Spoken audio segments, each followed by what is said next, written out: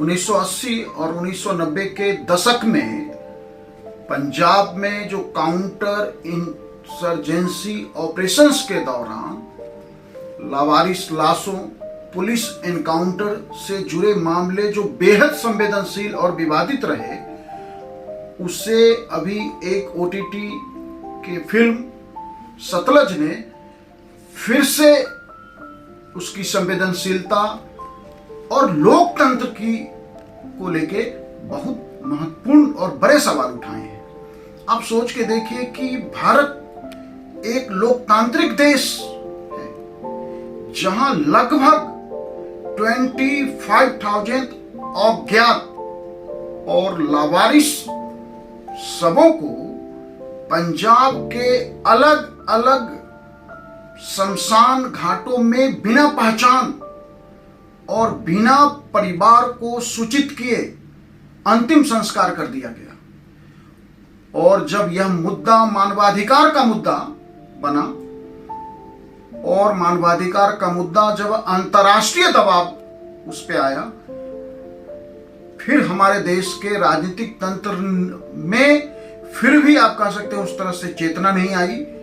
और supreme court के हस्तक्षेप के बाद जब यह मामला सुप्रीम कोर्ट में पहुंचा, सुप्रीम कोर्ट ने सीबीआई जांच सौंपी और उस फेक इनकाउंटर्स, अवैध हिरासत और अवैध अंतिम संस्कार के मामलों में 130 से अधिक पंजाब पुलिस के कर्मियों को अदालतों द्वारा दोषी ठहराया गया और उन्हें सजा दी गई और कई को तो उम्र कैद, लाइफ इंप्रिजनमेंट की सजा हुई है। सजा पाने वालों में सिपाही से लेकर डिप्टी एसपी से लेकर एसपी रैंक तक के अधिकारी हैं।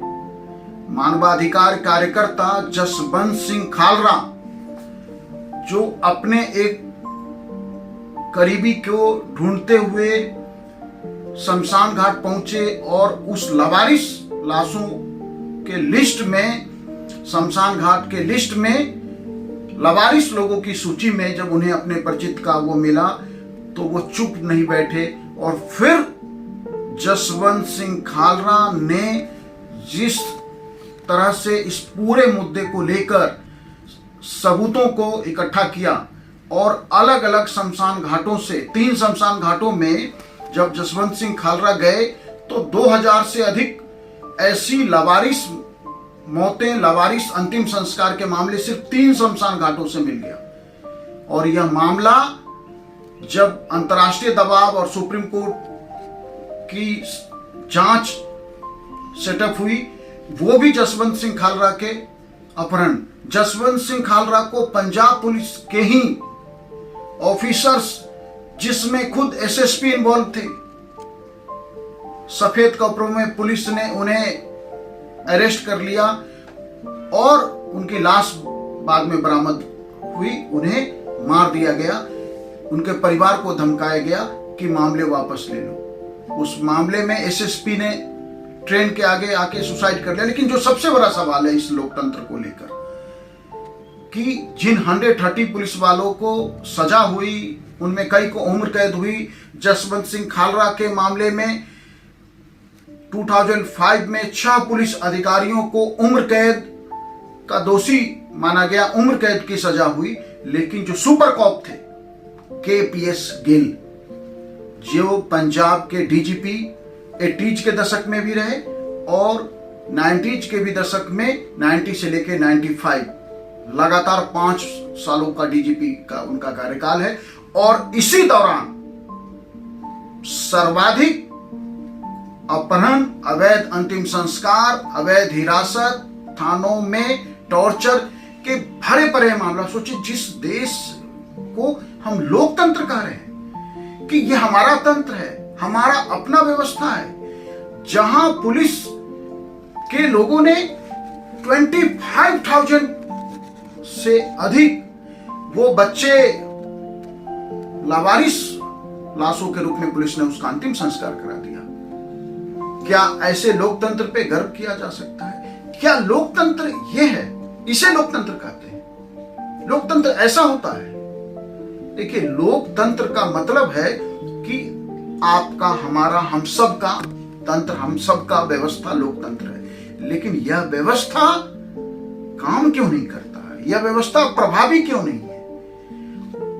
इसलिए प्रभावी नहीं है क्योंकि आप सबसे पहले जातियों में बटे हैं, आप भाषाओं और क्षेत्रों में बटे हैं, और आप राजनीतिक विचारधारा के आधार पे, यदि मैं किसी एक विचारधारा का समर्थक हूं तो दूसरे राजनीतिक विचारधारा को पूरी तरह से उसको कंडेम करूंगा, रिजेक्ट करूंगा, हर एक मौका पे उसे कमजोर करने की कोशिश करूंगा, और वो ठीक उल्टा जिस विचारधारा का हूं उसके सारे गलत बातों को कवर अप करूंगा, उसको डिफेंड करूंगा, उसके लिए लड़ने को तैयार रहूंगा, अपनों से संबंध खराब करेंगे।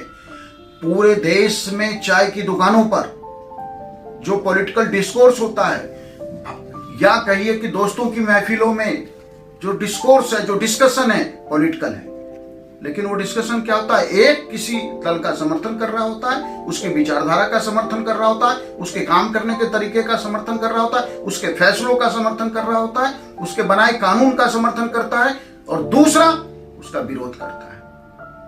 फिर क्या है? इसका मतलब है कि हमारे देश के डिस्कोर्स में डेमोक्रेसी कहीं है ही नहीं।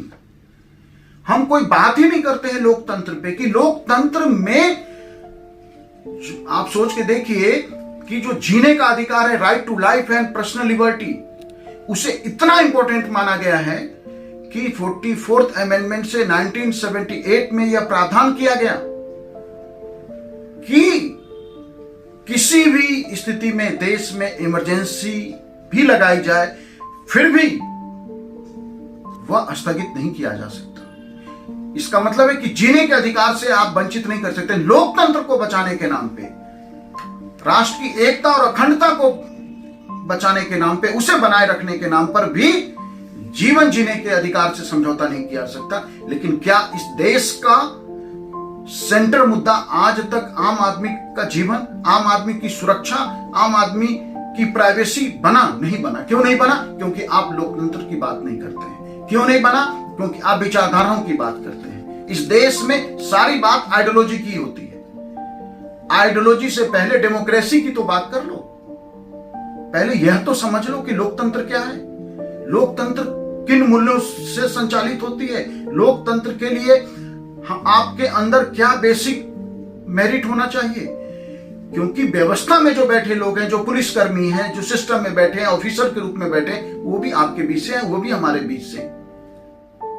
लेकिन यदि वो ऐसे कामों को अंजाम दे रहे हैं पॉलिटिकल संरक्षण में, राजनीतिक संरक्षण में, आप सोच के देखिए कि केपीएस गिल को सुपर कॉप कहा गया। उस केपीएस गिल को कि आतंकवादियों को, उग्रवादियों को खत्म करने के लिए केपीएस गिल के काम को हमने इतना देश में प्रचारित किया कि उन्हें पद्मश्री दिया गया, राष्ट्रीय सुरक्षा सलाहकार बनाया गया, और केपीएस गिल को कहीं से भी कटघरे में खड़ा नहीं किया गया। क्यों? क्योंकि सीधे सबूत नहीं है। हमारे देश का संविधान आम आदमी को सीधे आरोपी बना देता है, सबूत की वहां जरूरत नहीं होती है। लेकिन केपीएस गिल के मामले में सीधा सबूत नहीं था। लेकिन आप सोच के देखिए कि जिसके डीजीपी काल में इतनी मौतें हुई, इतनी लावारिस मौतें हुई, इतनी अवैध हिरासत में रखे गए लोग, उन्हें दोषी नहीं माना गया, उन्हें इस देश में हीरो बना के पेश किया गया। इसके लिए मीडिया भी बहुत दोषी है। इस देश की मीडिया ने इस देश के बच्चों के बीच केपीएस गिल का इमेज एक हीरो और एक सुपर कॉप का रखा। यह अलग बात है कि आज केपीएस गिल हमारे बीच नहीं है, मई 2017 में उनकी मृत्यु हो गई है, लेकिन इसने उस जख्म को, उन सभी लोगों को फिर से एक बार सोचने पे मजबूर किया है, जो डेमोक्रेसी की चिंता रखते हैं, जो डेमोक्रेसी की समझ रखते हैं, जो डेमोक्रेसी को इस देश में इफेक्टिव होते देखना चाहते हैं। मैं चाहता हूं कि भारतीय लोकतंत्र सिर्फ मतदान तक सीमित नहीं रहे। मतदान, चुनाव, सरकार बनने, पार्टियां बदलने, एक दल के सीट पे चुनाव जीतिए, एक दल के चुनाव चिन्ह पे चुनाव जीतिए, अगले दिन दूसरे दल में चले जाइए। यही आपके देश में पॉलिटिकल डिस्कशन है, यही मीडिया का डिस्कशन है, यही टीवी चैनल का डिस्कशन है, यही प्रिंट मीडिया बात करती है। लेकिन बात डेमोक्रेसी पे नहीं होती। इतनी गंभीरता से, इस शिद्दत से डेमोक्रेसी को हमने कभी चर्चा में क्यों नहीं लाया, चर्चा के केंद्र में क्यों नहीं लाया? बड़ा सवाल है देश के सामने, और इस देश के सभी बुद्धिजीवियों के सामने है कि हमने केपीएस गिल के कार्यकाल में पंजाब में आतंकवाद का हमने खात्मा किया। निश्चित रूप से इसको भारत के लिए बेहतर माना जाएगा।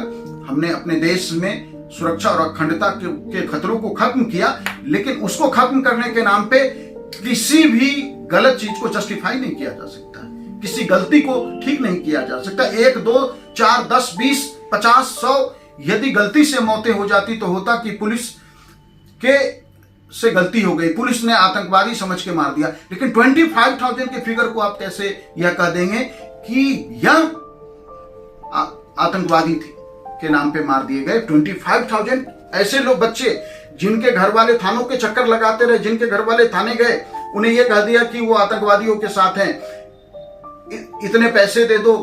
चलिए, घर वालों का हो सकता है पैसे का आरोप सही नहीं हो, लेकिन सोचिए, यह विषय सोचने का है, गंभीरता का विषय है, देश का विषय है, आपका विषय है, हमारा विषय है, हम सबका विषय है। Thank you.